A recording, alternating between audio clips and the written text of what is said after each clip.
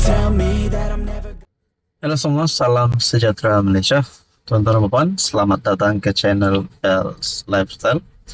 Saudara-saudara, mesti ada yang tertanya-tanya, apa perkembangan terkini kes Muhyiddin Yassin berkaitan dengan Jana Wibawa, berkaitan dengan penyalahgunaan RM232.5 juta yang melibatkan nama bekas Perdana Menteri Tan Sri Muhyiddin Yassin.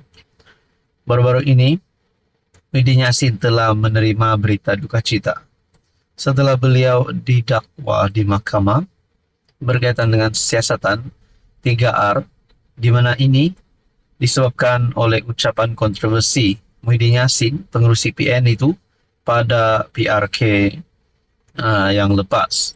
Nah, saudara-saudara, berkaitan dengan ini, satu lagi perkongsian daripada Harapan Daily bertarik 11 September, kes salah guna RM232.5 juta.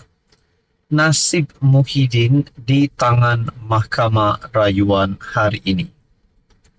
Keputusan permohonan pengerusi Perikatan Nasional Tan Sri Muhyiddin Yassin untuk menyemak dapatan Mahkamah Rayuan yang mengembalikan 4 pertuduhan.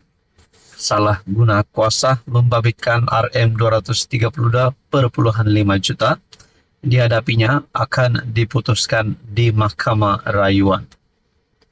Ia akan diputuskan oleh panel 5 hakim dipengerusikan Datuk Aziza Nawawi bersama-sama Datuk Rozima Ghazali, Datuk Ahmad Zaidi Ibrahim, Datuk Azman Abdullah, dan Datuk Azhari Kamal Ramli.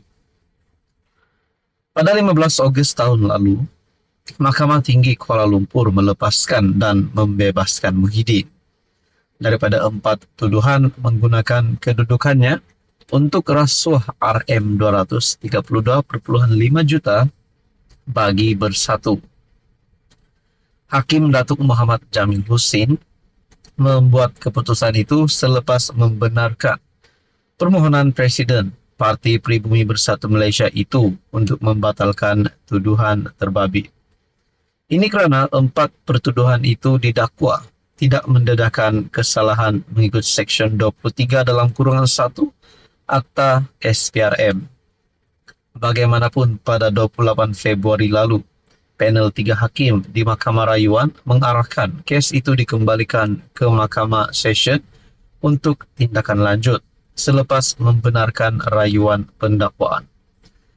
Saudara-saudara, tuan-tuan dan puan, berkaitan dengan kes salah guna RM232.5 juta yang melibatkan nama bekas Perdana Menteri Tan Sri Muhyiddin Yassin, sekiranya benar-benar Muhyiddin Yassin akan kalah di mahkamah, sekiranya benar-benar Tan Sri Muhyiddin Yassin bersalah dalam hal ini, bagaimana dengan jawatan beliau sebagai pengerusi Perikatan Nasional, sebagai Presiden Bersatu, sebagai ahli Parlimen Pago, dan juga, saudara-saudara, sebagai pemimpin yang pernah menjadi Perdana Menteri. Adakah beliau kini akan menjadi seperti Najib Razak, menjadi Perdana Menteri, bekas Perdana Menteri yang masih lagi menjalani hukuman penjara sehingga hari ini? Adakah Muhyiddin Yassin, gelaran beliau sebagai Tan Sri, boleh ditarik balik susulan sebelum ini yang di Pertuan Agong ke-17 ada bertitah supaya darjah kebesaran pingat yang telah dimiliki ataupun diberikan kepada mana-mana pemimpin ataupun mana-mana individu yang telah menerima darjah kebesaran ini perlu ditarik balik sekiranya mereka terlibat dengan jenayah dan rasuah. Dan saudara-saudara, rupanya ramai yang setuju dengan kenyataan ini, yaitu mana-mana pemimpin ataupun individu yang telah menerima gelaran memang layak untuk diberikan gelaran kerana mereka berjasa.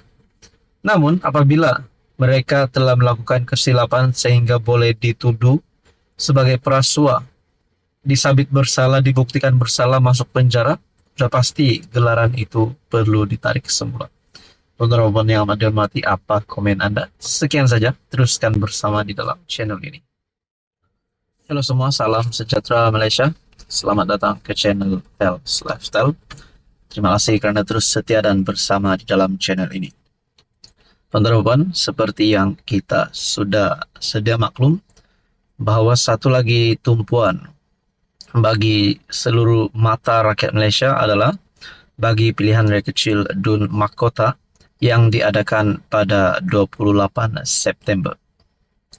Susulan pilihan raya kecil Dun Mahkota ini yang diadakan, tak sangka rupanya ada satu berita mengejutkan. Bagi saya pasti mendukacitakan seluruh kepimpinan Barisan Nasional UMNO, termasuk Presiden UMNO sendiri Ahmad Zahid Hamidi. Dan sudah pasti yang paling menerima kesan dukacita ini adalah bagi calon BN pada PRK Dun Mahkota.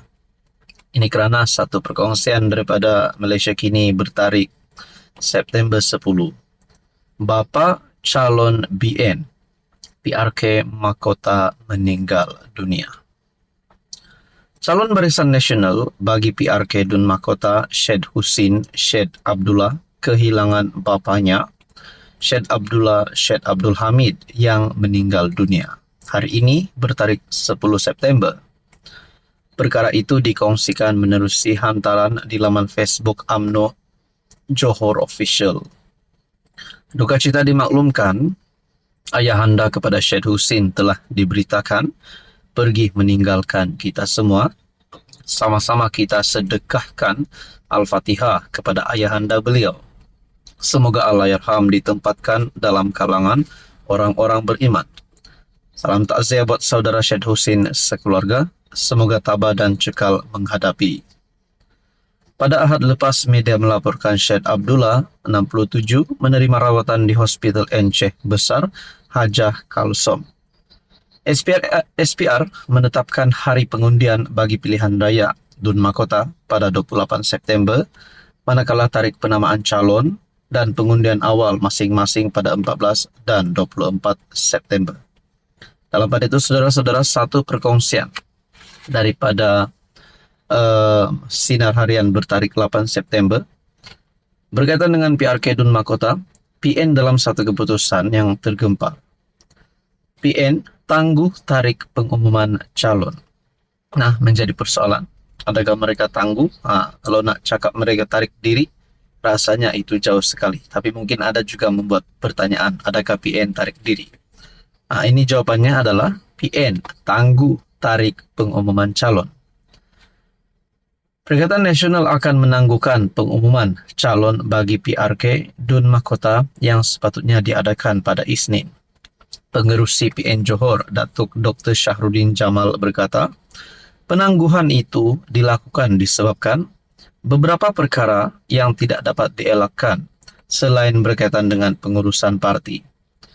Saudara-saudara, tuan-tuan, apa komen Anda? Menurut Anda, siapa yang akan menang bagi PRK Dun Mahkota? Silakan komen di bawah.